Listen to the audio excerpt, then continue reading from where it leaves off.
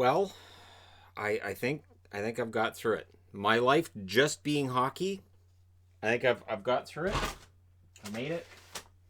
Not to the board. Yeah.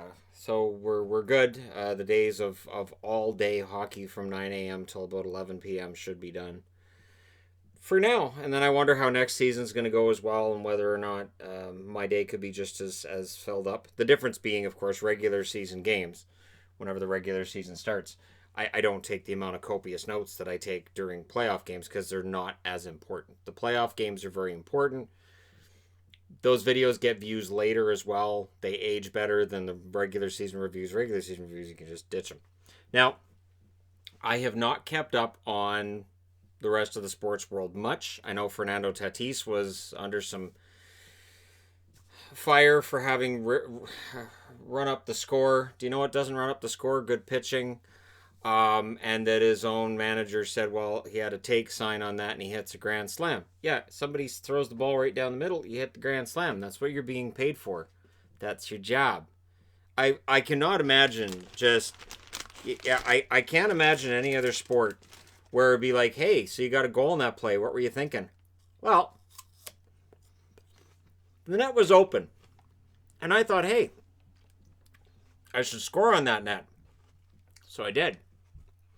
Coach goes, hey, Billy was wide open. Didn't you pass it to Billy? I passed it to Billy because screw him. I had the net wide open. He didn't. You're off the team. Got a bad attitude. I don't get it. I don't get it. So, and I know people are going to say, well, you're a Padres fan. True, and it's nice to see them winning a game here and there. We'll see how long that continues and how far they go with it. And on that note, it'd be nice to see the Jays go on a winning streak too. But hey, I'll have more time over the coming weeks to get caught up with things. I understand we got the Indianapolis 500 coming up on Sunday. Cool. There's game 7s on Sunday, potentially. We'll see how that turns out. Today was a big day for me. So this summer, because everything's not locked down, like locally things aren't locked down, but I stay home. I stay home. I've been staying home since forever. And as it stands,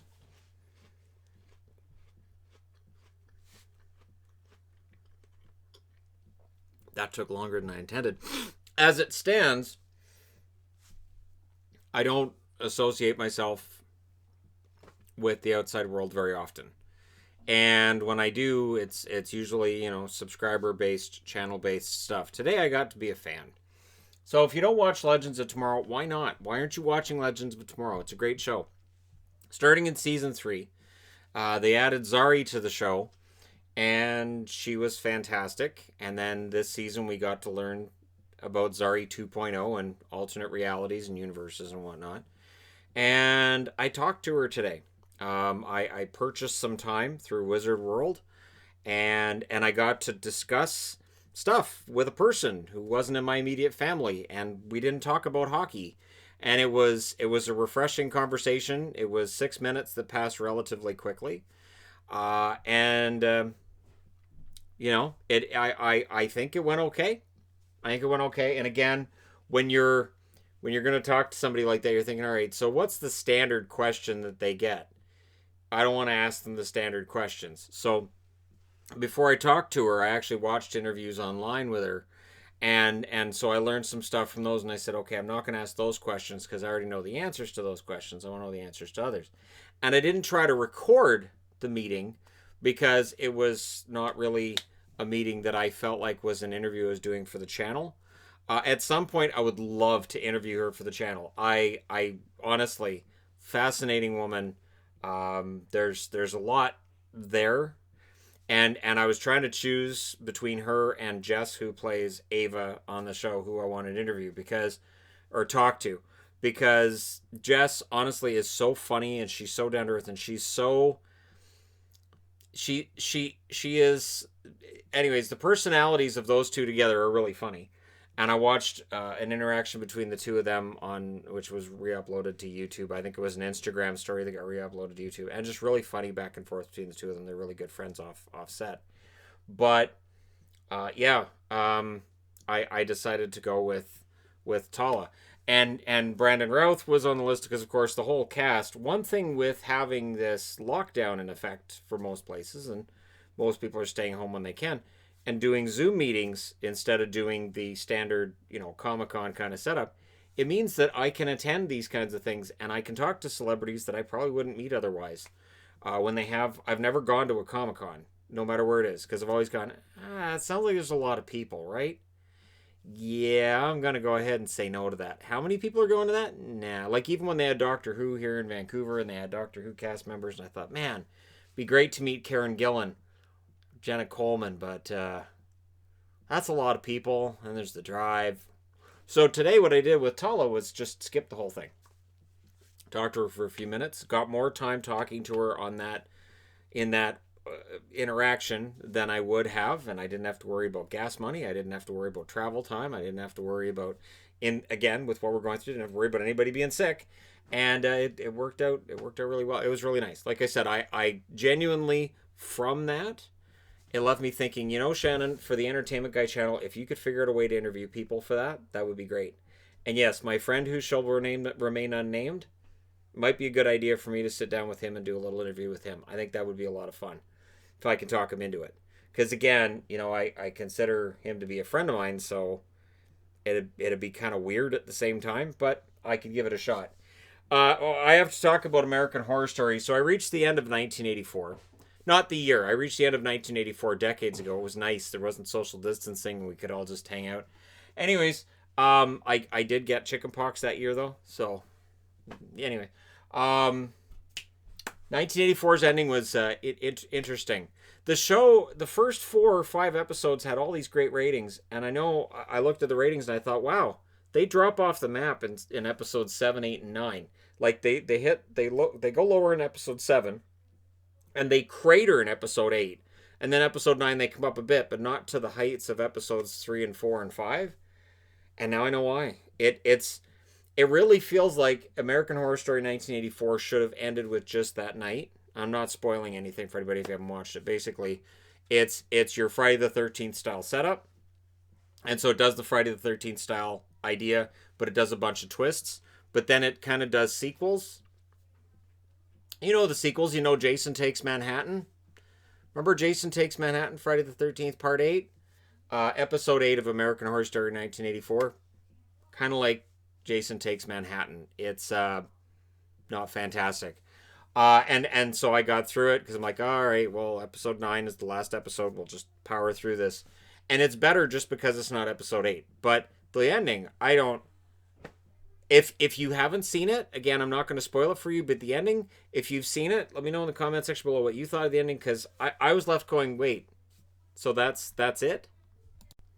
So for me, it's a recommend if you haven't seen it, but the last couple episodes just kind of made me go, whatever. It's pretty bad when you get to the point where people are getting offed on a TV show and you go, oh, seriously? All right. And if you've seen it, you know exactly what I'm talking about, where it's like, oh, man. Seriously? Bodies should be piling up. Where are they all going? I don't understand. This is ridiculous. So, yeah, that kind of happened. But again, I'd recommend it on the strength of the first half of that season. The first half of that season was fantastic. Disneyland has resumed construction of their Adventures Land themed area that they were putting up when I was there. And that's great because it looked fantastic from what I saw, from what we could see from outside of it. We were there. Disneyland, of course, is one of those places that can't really exist right now as is.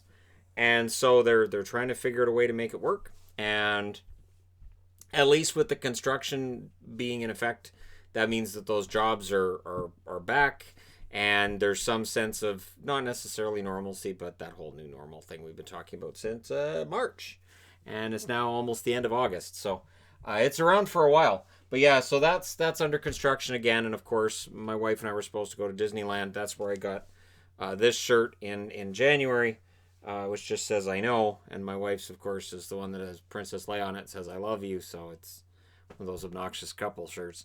But, we were supposed to go there this month. We were supposed to go to Vegas. That was the big trip. And, of course, that all got canceled. We were thinking about taking a trip during the holidays as well. That's off as well. And I've already decided that's just, things aren't going to be any different by December. It's just, that's the way it is. So, yeah, it's fine. It's fine. Everything's going to stay closed. They've extended the border closure till at least September 21st. They're going to keep bumping it down the road. It looks like it'll probably be at least a year before the border reopens between Canada and the U.S. So that would mean March of next year, and that's probably a little bit optimistic, to be honest. Just speaking frankly, I think that's probably a little bit optimistic. I wanted to close talking a little bit of a wrestling thing here too. WWE started this underground club fight thing that they're doing now. It's interesting, and here's the one thing you have to watch out for. It sort of reminds me when they did the Brawl for All, which was, here's a boxing thing with wrestlers. The problem was it made it look like wrestling's fake, because of course wrestling's fake. But this underground wrestling thing, as long as they don't make it look like, hey, the guys are actually trying to fight down there rather than in the ring, I think this could work. But you have to find a way to do it long term, and you have to find a way to make sure that it doesn't look off and off-putting. And it's a brilliant way of making sure that you have an audience at a time when you can't have one live in attendance. So I think it's a really smart idea, and we'll see whether or not it has the legs long term. Is WWE going to be willing to make that long term commitment you need to make something like this work? Or is it going to be like Brawl for All, where it's kind of there and then it's kind of not, and they don't really commit, and then it's gone? And again, you don't want to make it so that the guys in this Fight Club environment, because that's what it is. It's basically, guys fighting in jeans and stuff. I'm like, all right, so it's Fight Club, and you don't want guys in this environment to look like they're actually having a fight, and then the guys in the ring are clearly they're doing their flips and their drop kicks and their flippity doos, and you're like, okay, so this is the theatrics, and this is where the actual fighting happens, because then it kind of makes one look kind of silly. And again, depending on your audience, they might think the Fight Club part's silly, or they might think the wrestling part's silly. But hey, it's something different. They are trying something different on both Raw and SmackDown right now. And with the ratings being as low as they've been, it makes sense to try something different. Although I think without fans in attendance, I think wrestling is very much a fan-driven experience, even when you're watching on television. And so it is harder to get into it. And without that crowd reaction, I do get concerned that this tremendous title run of Drew McIntyre's is going to get kind of shunted aside. And I think he would have had great crowd reactions. Not Stone Cold level, not The Rock level, but excellent crowd reactions. Pretty much 100% face reactions for him. No booing. I don't think for Drew, but again, we won't know. But hey, let me know your thoughts in the comment section below. As always, don't forget to hit like and subscribe if you're browsing your way through. You just happened upon this video, and thank you guys so much for sticking with the little channel that could here. And I will definitely be able to provide more video content on this channel now that hockey has gone back to a not all day format. For now, thanks again for everything. I will talk to you soon.